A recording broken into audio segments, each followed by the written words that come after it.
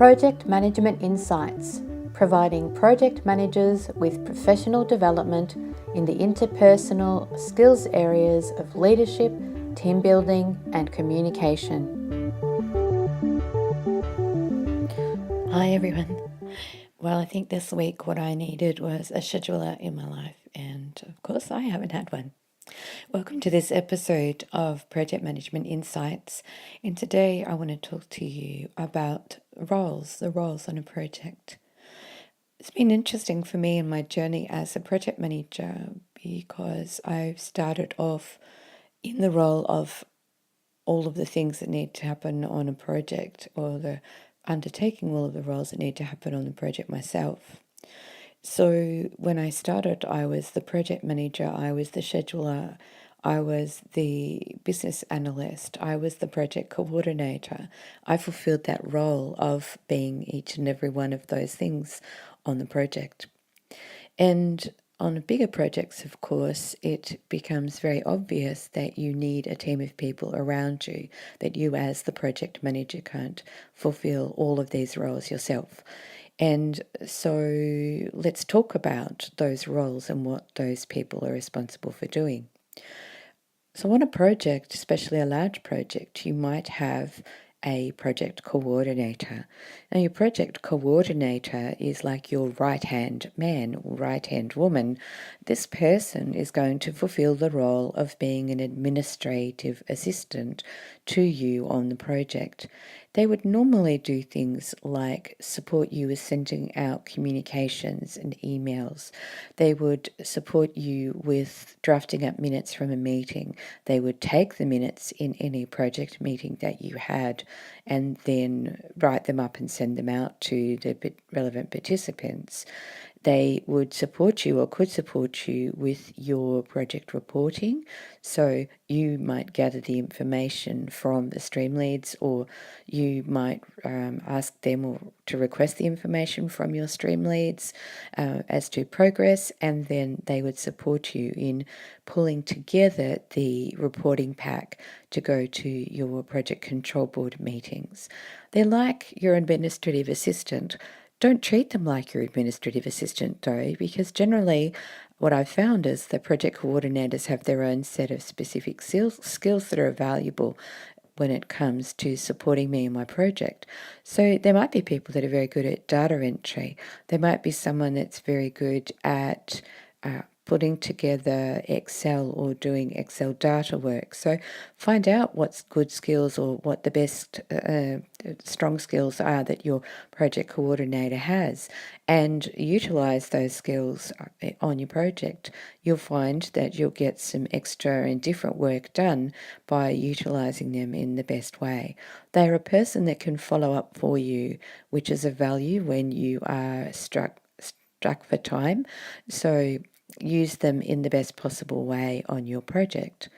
Now, you might also find that you have analysis work that needs doing, and so you might have a business analyst as part of your project team. You might have a single business analyst as a junior business analyst, or you might also have perhaps a senior and junior business analyst. Again, it's going to depend on the size of your project. Now, a business analyst's role is the fact finder or the information gatherer in relation to problem solving. I like to see them as the person that's going to support me in putting together a business case or a business requirements document. The business requirements document, as we know, is a very important document that specifies in detail exactly what the requirements are for this project that we're going to deliver.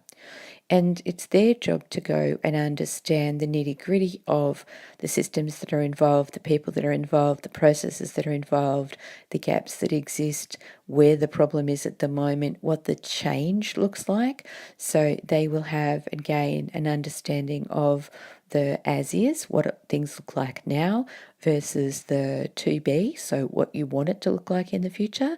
And then the requirements will be that gap, what the gap analysis of what it's going to take it from the as is state to the to be state.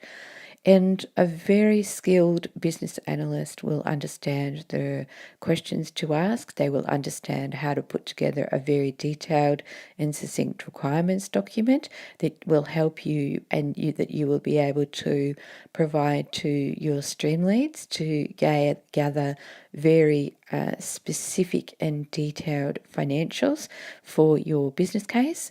They can help you with some of the work of your business case as well. So there will be a person that will have, or should be a person that will have, a set of skills that are going to be very, very valuable for you when it comes to business requirements and business case building. So these people are very, very valuable to have on your project. I've found that a business analyst will also support me when an issue arises that looks like it could be a risk. They're the sort of person that can help me gather the right people in the room. They tend to understand who's who in the zoo at times when I perhaps haven't had that information. So again, they're a very, very valuable person to have on your team. Now, a scheduler is a role that often will only be for a large project. What you'll find on a smaller project is that your project coordinator will support you with scheduling and doing the updating of your project plan. So for a large project, though, you might want to have a project scheduler on your team. It's their role to manage your project schedule. That includes setting it up, so the gathering of information from the different streams and the stream leads as to the work packages or the different amount of work requirements that are for each particular team that's involved in your project. They will manage putting that all together into your overall project.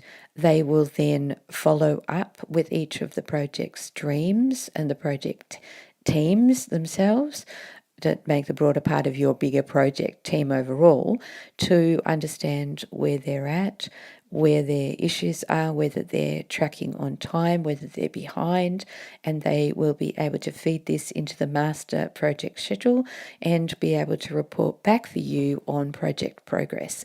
And again, this information will feed into your regular weekly, fortnightly, or monthly project reporting for your project control board. So a scheduler is very valuable to have.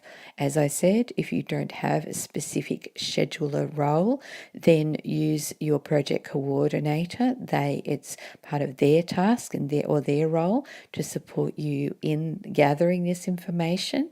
So multitasking is something that will happen on your project depending on the size of it. They're the key project support roles that you are likely to have in your project. Now let's look at you as the project manager. What is your role? Well, your role is the overseer, the controller or manager of the project. So it's your role to understand what the requirement is to go from where things are to where things should be or where the business wants things to be. It's your role to put together the business case, which is the argument that says why we need this project, why we need to spend this money, why we need to take this time to get from point A to point B. It's your role then to manage all of the people that are going to do the work for you to deliver that project to have the outcome from point A to point B. That includes reporting to the project control board, who are the overseers of your project. The project control board have the final say as to whether funding is released, contingency is released.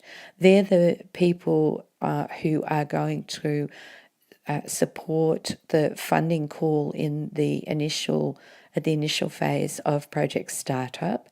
So your project control board are there as the overall controllers and people responsible for your project, and it's your job to manage the delivery aspects of making that project occur.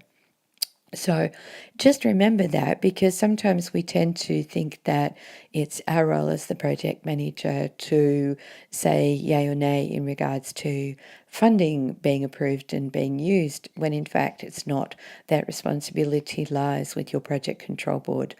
And if you don't have a full project control board, then it's going to be your project sponsor. Now, your project sponsor, of course, is the owner of the project. They're the person that owns the problem or the opportunity. And so they're the ones that want the project delivered. They're the ones that you are going to be handing it back to in their business as usual state. And so it's important to consider them in the scheme of your project. They're the people that you are responsible to, first and foremost.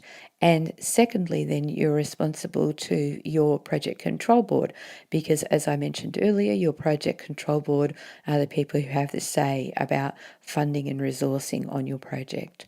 So hopefully this explanation helps you understand where people sit in relation to your project, their roles, how you would then work with them, understanding their responsibilities on your project.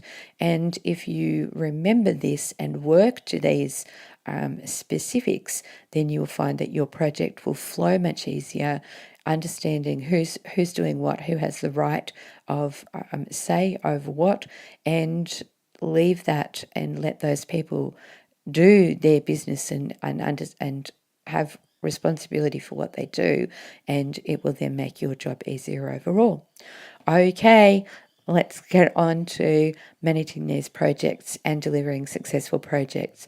Hope you're having a great start to your year. Talk to you next week. Thank you for listening to this Project Management Insights podcast. Be sure to visit projectmanagementinsight.com and sign up for our monthly newsletter or to receive updates on upcoming training.